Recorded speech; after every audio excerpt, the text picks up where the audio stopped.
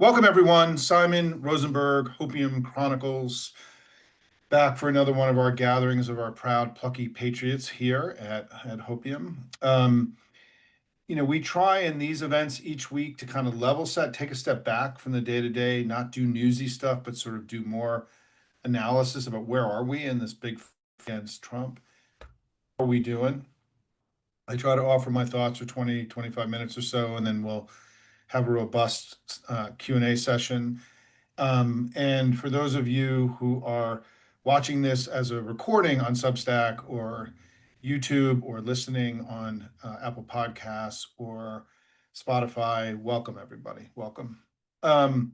So listen, we've had an extraordinary last 8 days, and there are now really three events that are sort of driving kind of a new political dynamic, if you want to call it, in our politics, or at least perhaps confirming an existing political dynamic, which is number one, we had this extraordinary blue wave blowout election last Tuesday that we cannot for one moment in any of our work do anything other than to continue to celebrate what was an election that we all wanted to have, right? And we fought really hard. We worked really hard here, and all of you did, and all the various things you do to have an election that was going to send a clear message of repudiation to Trump, a vote of no confidence, and we had that. We also advanced remarkable leaders, and we'll talk about that. Second is we had the decision by Senate Democrats to call an end to the battle over the reopening of the government, and they made a decision to do a deal with the Republicans to reopen the government, and the government will be reopening tonight and tomorrow. And obviously, that's been a controversial decision, and we'll talk about that. And then third is today what happened with the Epstein files and the release of the Epstein files, which perhaps was more dramatic than we had anticipated. These are just the initial files that had been sent to Congress based on a bipartisan vote that took place in July. And we have learned a lot about Donald Trump, and I want to spend time talking about that, about what I think it all means, because I think it's a deeply consequential day in his rancid presidency. So let's go through those three things. And I think that, number one is that, the election was extraordinary, right? We won by enormous margins all over the country. We had an incredibly diverse set of leaders of every flavor of Democrat, right? Got elected all over the place. We won by more than 20 points in places like Pennsylvania and Maine, and in Georgia, in California. Mikey Sherrill and Abigail Spanberger absolutely got like the highest possible margin that anyone could have possibly expected in their races. Obviously, we have a new dynamic mayor who will be taking over in New York soon, who overcame an enormous amount of spending against him in that race, providing new blood, new leadership, new sensibility.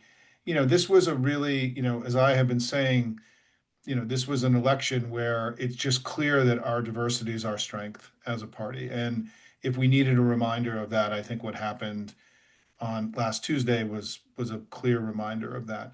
We also, importantly, in New Jersey and in Virginia, we saw our margins with young people and Hispanic voters restored to their previous levels. The unraveling of our coalition in 2024 and Trump making meaningful gains with young people and Hispanics, independent voters, was central to his success in 2024. And that, as I've been writing to you and sharing data with you, that coalition has unraveled as his poll numbers continue to plummet. But the question was, would they come back to us, right? Or would they just wander, or would they come back to us? In these elections, they came back to us at margins that have enormous significance for 2026, when we are going to be playing in a lot of states with large numbers of young people and large numbers of Hispanic voters. And we can talk more about that tonight. The other thing that happened in the election, I think that was significant, was that both in California in Gavin Newsom's work and in the New York race, right, we saw incredible innovation around media and communications that I think is helping inspire the rest of the party to raise their game. And you're already seeing, I think you can already see it in the day-to-day, social media that I follow of elected officials in Washington. You're already seeing far more creative use of video and than even 2 months ago, right? So I think that one of the things we've talked a lot about here is that our electeds need to come to understand that in this age that we live in against Trump, that we need not only to be legislators and executives and city council people, but we need to be communicators and influencers. And you're starting to see that consciousness become much more apparent in the day-to-day comms that is taking place in throughout the party, and that's very affirming. Um, so the election was the election we all wanted to have, and there was a clear, direct repudiation of Trump. It's almost impossible, I think, for us to have gotten more significant margins all across the country as we did. I mean, to win statewide races that were contested in places like Pennsylvania and Georgia by more than 20 points is just incredible, right? And so I want us to feel good because we've talked a lot about winning the fall here. And the winning the fall for us meant two things. It meant winning these elections and having them, be a clear repudiation of Trump. This is literally what we've talked about here. Well, that happened. And now we have to win this next phase of the debate, which is around the harms they're doing to the country, the budget, his rancid presidency. And that's where we will now be through January when the continuing resolution that has been put into place today goes. The government will now reopen because there's a temporary funding of the government. The government ran out of money because the Republicans were required by law to have a new budget in place by the end of September 30th. They haven't done that. The House hasn't even been here. The House, by the way, is being sent home tomorrow, and the House will only be in session for about 3 weeks between now and the end of the year, which means that the House will have been in session for 6 weeks from the end of July through the end of this year. So over a 5-month period, the House Republicans only came here to work for 6 weeks out of a 5-month period. I mean, we've never seen anything like this in modern history before. And it shows the cowardly, they are scared in their own caucus. I mean, there are still 218 votes tonight on the discharge petition. And as I've been talking about, I think one of the reasons that Mike Johnson has kept the House away is that he's been terrified of that once that 218 happened and there was this sort of break from Trump and Johnson, then there could be other just discharge petitions. And I think that he's aware that with only 2 votes to lose, that he's essentially lost control of the House. And so he's keeping everybody away so they do less mischief, against him and Trump in this dirty deal that the two of them have. And so I think we're going to have to be very focused in helping Democrats try to get as much as possible in these budget negotiations to stand our ground on things that we can't possibly support and to try to advance our agenda in the coming months. We've talked about this a lot here. I'm not going to go through it in detail. It's something we discuss literally every day in every post on Hopium. And I will be able to dive into that a little bit more when the dust clears. I do think that in this decision to reopen the government by the Democrats, my criticism has been that I thought it was ill-timed. We needed to allow the election victory and the enormity of the election victory to settle in a little bit more in Washington. And I also thought that even though the Gang of Eight and the Senate Democrats had a legitimate argument to make about why they wanted to reopen the government, which was to make sure the air traffic control system in America was working and that SNAP benefits got paid and people who were working, in government jobs, the millions of people and families that are dependent upon government jobs were paid, and all the things that come from reopening the government. And by the way, I want everyone to know that in the polling, right, even though we were doing far better than the Republicans in sort of managing this, the closing of the government was incredibly unpopular. And so because it just made Washington look dysfunctional. And even though we were getting more benefit out of it than they were, and Trump was suffering in polling, this was it is there is a reasonable possibility now that as the country kind of, wakes up and we have the Epstein stuff we're going to talk about in a little bit, and Trump's inherent unpopularity is still here with us, that, Democrats may get benefit from having made sort of the adult in the room decision to get the government back online and fight in more, and to use it to accrue to our benefit that we actually did something deeply responsible for the country. And but I think that what I want to say about this is that we're going to have additional opportunities. As disappointed as I am in what happened, because I think that what I was trying to get at is that even though I think the Democrats who made the decision, the Republicans had a legitimate, they didn't make it. It just would happen on a Sunday afternoon. There was no warning this was coming. It looked like a cave instead of a principled decision. And so my criticism of what happened was to a great degree around the management of it, right? Which is that, opening the government back up was a reasonable thing to do. However, we needed to be brought along in that process. There needed to be an explanation for all of us to understand why it is they had decided to do this. And so I oppose that. I want to be very clear about where I stand in this. I think this was a mistake. I don't think we did the right thing on Sunday. I think we didn't do the right thing to a great degree because it sucked the wind out of this incredible election victory, and it caused discord in our own family. Because one of the things that I keep talking about is there are two lessons from autocracy that in fighting autocracy that stick with me every day. One is that if you appease a dictator, they go for more, right? It encourages them and emboldens them. And so looking like you folded as opposed to making a principled decision, creates more momentum for Trump to keep going and doing more harm to the country. And the other thing it did is that we have to stick together. I mean, I think that given everything that's going on, the size of our election victory, the way the electorate has shifted, and I want to talk more about that, the idea that we would all start spending all of our time beating up on each other and attacking other Democrats instead of staying focused on what the real threat to the country is, which is Donald Trump, it would be insane for us to do that. I mean, I can't not say this enough that if that becomes sort of the collective decision that we're going to spend the next 6 to 9 months attacking other Democrats, we're playing right into their hand. I mean, that's what they want us to do, right? And that's one of the reasons why I think the way that the Senate Democrats managed this, which sort of encouraged that kind of anger, frustration, factionalism in the party, was also another way they made a mistake. But we here at Hopium, I think, have to be um, sophisticated enough to understand that in this battle, we talk all the time here about good days and bad days, and that we are going to be disappointed with our leaders. We're going to be thrilled by our leaders as well. And, we benefited. We won the shutdown. We need to be very clear about this. The shutdown significantly contributed to our electoral victory because we saw Democrats fighting and Democrats were motivated, and we saw Democrats fight, show up in very large numbers in all these races all across the country.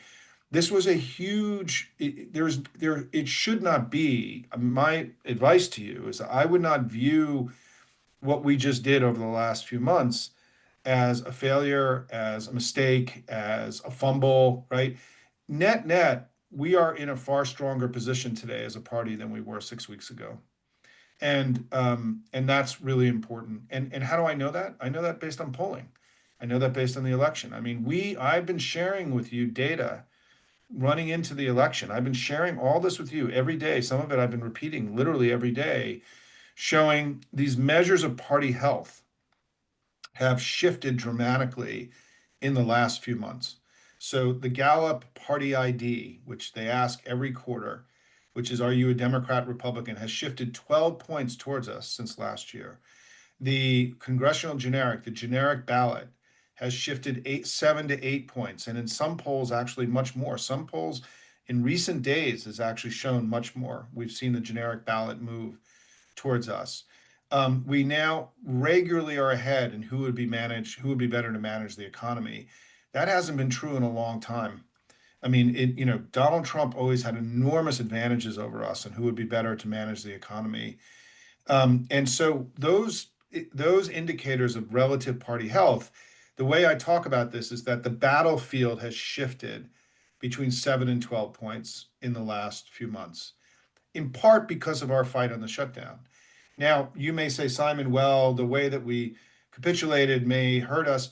There's no reason to believe that that's the case. I actually don't think it will be the case.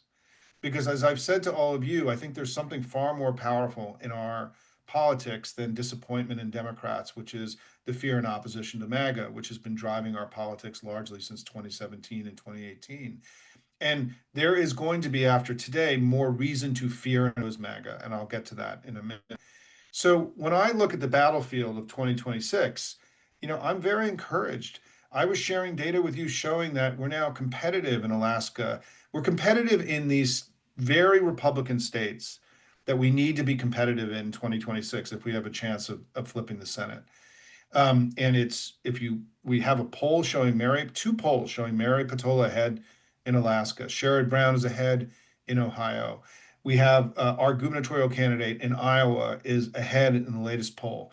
In Texas, our candidates are competitive in all the most recent Texas polling.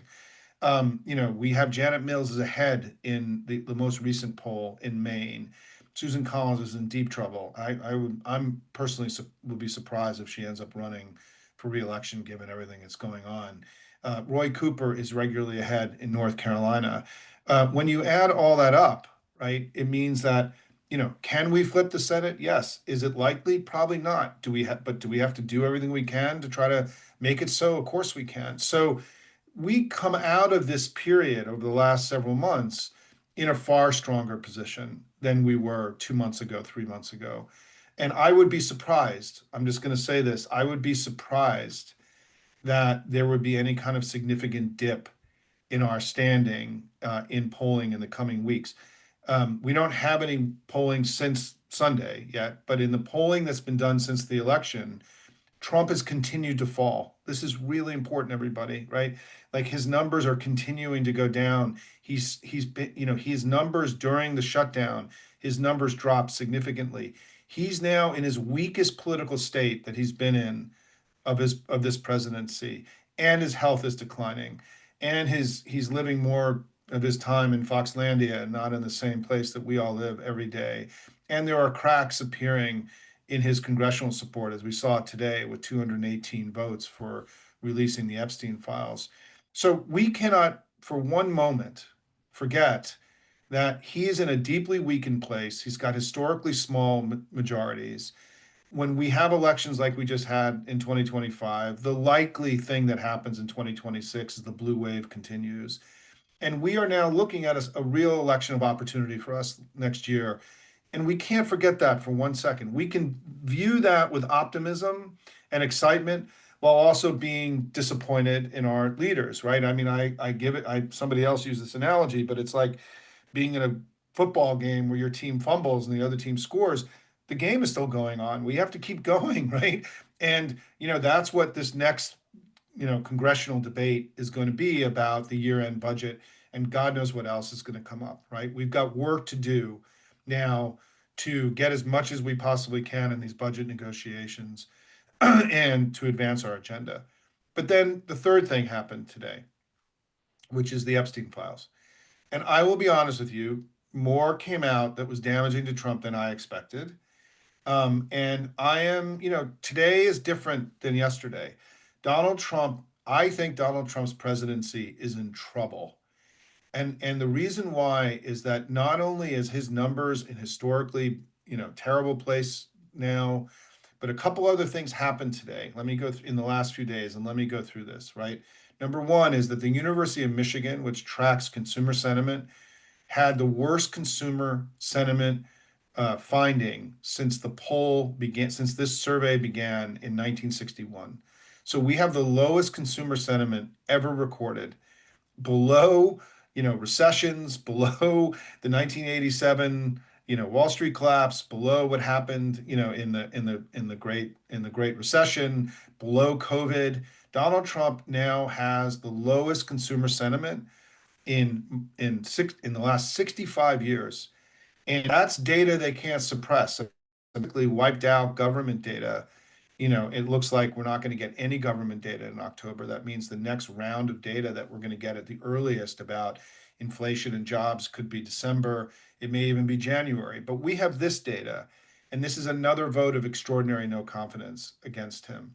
The other thing that happened that I described to you, and I'll bring this to a close so we can get to questions, is that the red wave pollsters, which have been propping up his poll numbers, so that these series of polls showing Trump up, the average, his average in job approval in 50 plus one, the site that I use, has been minus 15, minus 16, minus 14 for the last 6 weeks, right? It's come down in recent days. But it's very bad. And what happened is that there were which is, by the way, any objective look at that, like the guy's in trouble, right? But Republicans didn't necessarily know that he was in trouble because in addition to sort of their propaganda machine, they have these series of pollsters that have been producing these polls showing him 15, 12, 15, 20 points more better job approval.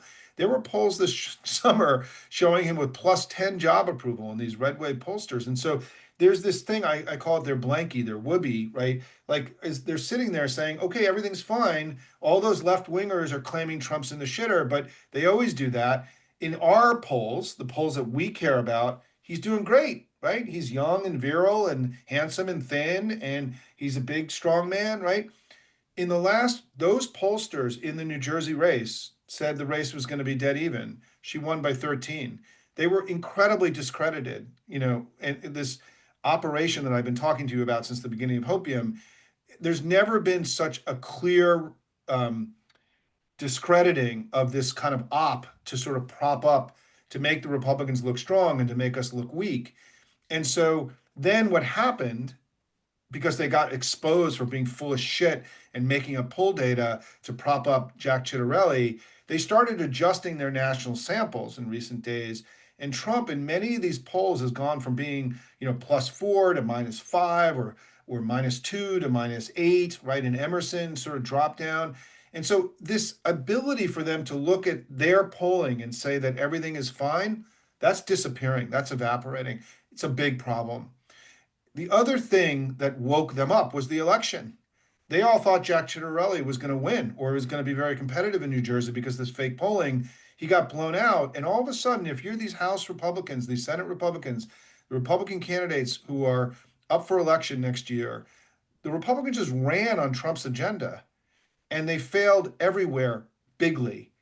And so they're now looking at this like this guy is, an anchor around, politically, both his agenda, which is more unpopular than he is, and he is. And so the tools they had to tell themselves these false stories that everything was fine, also disappearing. And so they're left with now is this incredibly unpopular guy with a more deeply unpopular agenda. And then what we learned today is that Trump is all over the Epstein files. Epstein personally implicates him in the illicit activity that took place. Says that Trump knew what was happening, that he talks repeatedly in the emails about Trump being at his house, Trump being with women at his house, right? All of this, Trump is directly implicated by the guy himself in all this illicit activity. The second thing is that prominent Republicans are also here. This is the thing we all thought was going to be the case. Peter Thiel and Trump's ambassador to Turkey and others have also been prominently implicated as in these emails. But then the other thing that happened, and Politico had this as their lead story tonight, is that there are several emails of Epstein talking directly about him talking to the Russian government and Putin's people about Trump and talking to them about what he knows about Trump. In a separate email to a New York Times reporter, Trump tells the New York Times reporter that he has illicit photographs of Trump with young women. So it is not a leap here to believe that the conversation that Epstein was having with the Russians or was about compromise on Trump, right? And that this compromise, this compromat on Trump that they got from Epstein, the Russian government got from Epstein, has been the central thing that they've been holding over Trump to get Trump to continue to undermine Ukraine and walk away from our alliance and do everything they possibly can to help Putin win the war in Europe. There's now direct evidence from Epstein himself that he both had compromising material and he was talking to the Russians. I mean, this is a big deal, everybody, right? I mean, the likelihood today that Donald Trump, was an active participant in this unbelievably venal sex trafficking scene, that he had there was compromise on him that was then leveraged into the Russian government, and that he has actively been leading the cover up of all of this. This is now hard to deny. I mean, this was a little bit more speculative 24 hours ago, but things have changed and things are going to change in Washington. And what the reports are tonight is that when the Epstein files come up for a vote because of this discharge petition in a few weeks, they think there will be at least 100 Republicans that will vote to release the rest of the Epstein files. And let's just be very clear, everybody. If there was nothing in there, Donald Trump would have released everything. If there was nothing in these files, he wouldn't be desperately trying to suppress their release. Now, right, and even the little bit that was given to the House Democrats and Republicans in the Oversight Committee is devastating. It means that we have to anticipate that what's going to come next will end his presidency. It's going to end his presidency. He will not be able to continue to serve if this stuff gets released. It is a reasonable assumption that that's where we are. And where we are now is wild levels of unpopularity, right? His agenda, even more so. We have now the lowest consumer sentiment rating ever recorded in 65 years by the leading measure of consumer sentiment. His agenda, he just tried to starve 42 million people to negotiate a deal with us on getting the government reopened. The harms of his agenda, the Democrats were successful in throwing the harms of his agenda into the face of the American people over the last 2 months, and reminding everybody about the harms that he's doing to the country. There are now open questions about whether he is compromised by the Russian government in ways that, frankly, is some of the most direct stuff that we've seen so far. And when you add all this up, I mean, let me just read to you something I put on Blue Sky today. And just I want to read it because I haven't yet internalized being able to do the riff here for all of you, right? But this is something I wrote today on Blue Sky, which is the growing list of reasons that Donald Trump should step down. Cover up for his involvement in notorious sex trafficking ring. Unprecedented corruption, self-enrichment. Tariffs are historic, unprecedented abuse of power. Illegal desecration of most important global symbol of American democracy. Abandonment of Ukraine and our European allies, appeasement of Putin. Starving Americans to gain leverage in Hill negotiations. Killing of 15 million of the poorest people in the world through vaporizing of USAID. Weaponizing DOJ to pursue his political opponents. Use of the Marines against the American people. Illegal killings of dudes in boats on the high seas. He's in profound physical and cognitive decline. He often appears very confused and frequently confabulates and says things that are obviously untrue and delusional. He has a high likelihood he's compromised by a hostile foreign power or multiple hostile foreign powers. Any one of these things would be a reason in most democracies for their leader to step down and to be replaced. I just gave you how many? 4, 8, 10, 11? 11 reasons that he should step down. And one of the things that I'm going to do is I'm going to start putting on the table that he's at a point now where he can no longer serve. And obviously, well, Simon, he's never going to step down. We have no idea. Nobody should say that they have any idea what's going to happen in this era of Trump. And you can't score unless you shoot, right? And I think we're at a point where our line about this moment should be about his presidency's in peril. And that's going to be the title of when I release this video tomorrow. That's going to be the title of this video. Donald Trump's presidency is in peril.